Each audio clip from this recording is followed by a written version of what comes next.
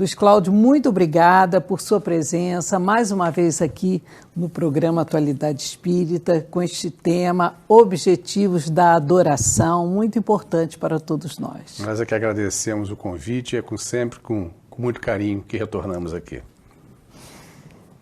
Luiz Cláudio, primeiramente, nós gostaríamos de saber o que é adoração.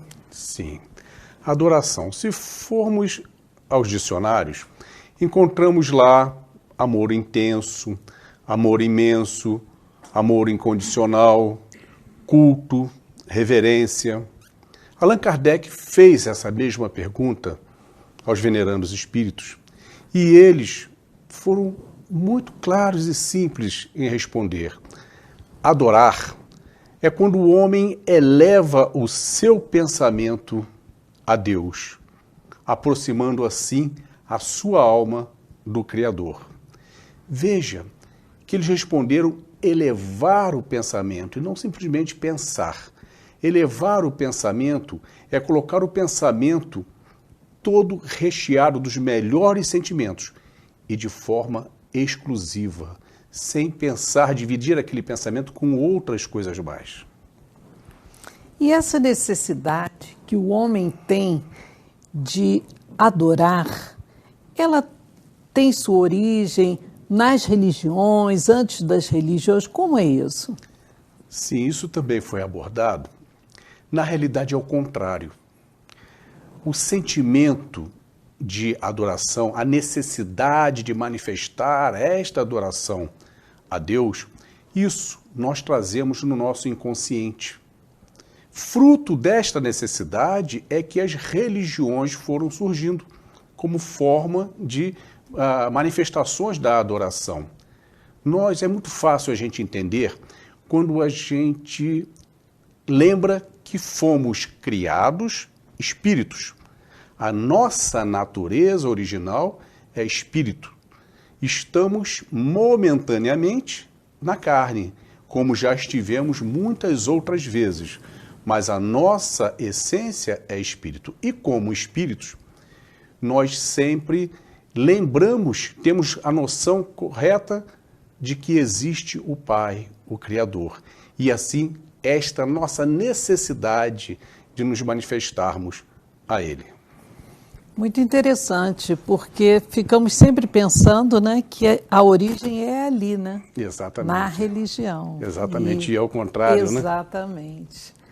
Então, nós podemos concluir que, mesmo antes das religiões, o homem já manifestava, então, essa adoração. Como isso acontecia? Sim.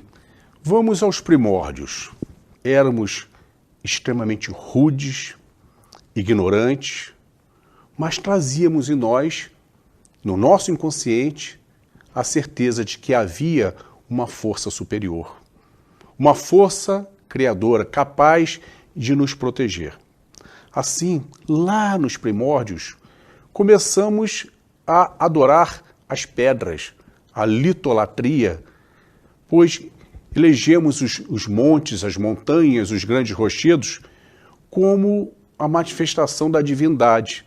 Talvez por serem esses rochedos aqueles que resistiam a todas as intempéries da natureza. Ao longo dos séculos, começamos também a idolatrar os vegetais, as árvores imensas, centenárias, aquelas árvores que muito possivelmente o avô, quando nasceu, ela já existia, e depois o pai, ela continua existindo, e agora, na minha vez, ela continua estando lá. Então atribuía-se àquela árvore centenária o caráter divino, era a fitolatria. Mais adiante, com o passar dos séculos, nós começamos a ver divindade em alguns animais. Alguns animais representavam a divindade para nós. Entramos na zoolatria. E ao longo dos milênios, e a cada vez que voltávamos aqui à carne, nossa sequência evolutiva, fomos desenvolvendo o nosso intelecto e, junto com ele, o nosso ego. Até que chegamos à necessidade de que os deuses fossem a nossa imagem. Criamos as diversas mitologias. A mitologia grega, romana, egípcia, nórdica, céltica, todas tinham em comum que os deuses tinham a imagem humana, mas com as suas qualidades humanas potencializadas. Assim, tínhamos o Deus representativo da inteligência, da força, da coragem, disso e daquilo. Mas também atribuíamos àqueles deuses muito das nossas falhas como que a justificar que elas existissem em nós. Deuses que sentiam também ganância, ódio, ciúme, vaidade. E com o passar dos milênios, nós fomos cada vez nos desenvolvemos mais intelectualmente e a razão falou mais alto. Como podem tantos deuses que por vezes lutam entre si, são antagônicos? Não, isto não é possível. E caminhamos para o Deus único, o monoteísmo, Yahvé ou Javé, o Deus de Isaac, Jacó e Abraão, os pais da raça hebreia, o Deus da primeira revelação por Moisés, a primeira psicografia oficial, os 10 mandamentos. Dali em diante foram 1.200 anos. 1.200 anos que aqueles 10 mandamentos serviram da base da lei mosaica e que fomos nos depurando, fomos nos melhorando, nos preparando para a segunda revelação com a chegada do Cristo, 1.200 anos depois. Assim, muitos de nós já estávamos ali preparados para receber os 2 ensinamentos que substituiriam os 10 mandamentos. Os 2 ensinamentos de Jesus: amar a Deus sobre todas as coisas e ao próximo como a si mesmo.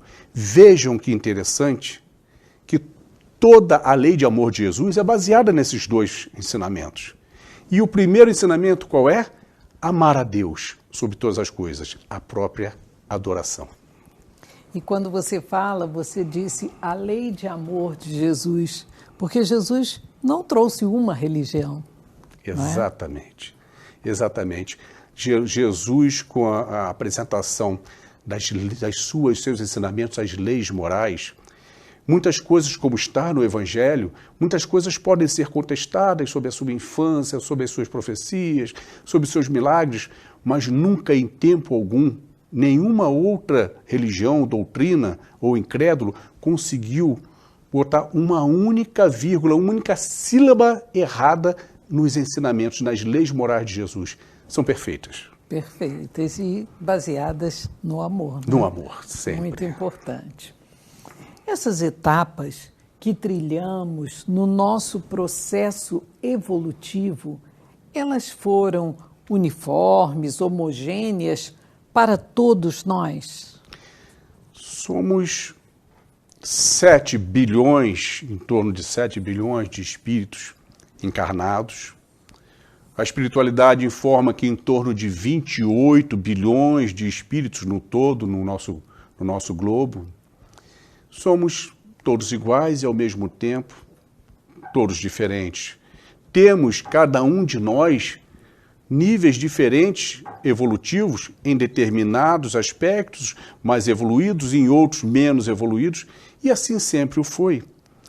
De forma que essas etapas, elas não foram encerrando uma, começando outra, encerrando outra e assim por diante.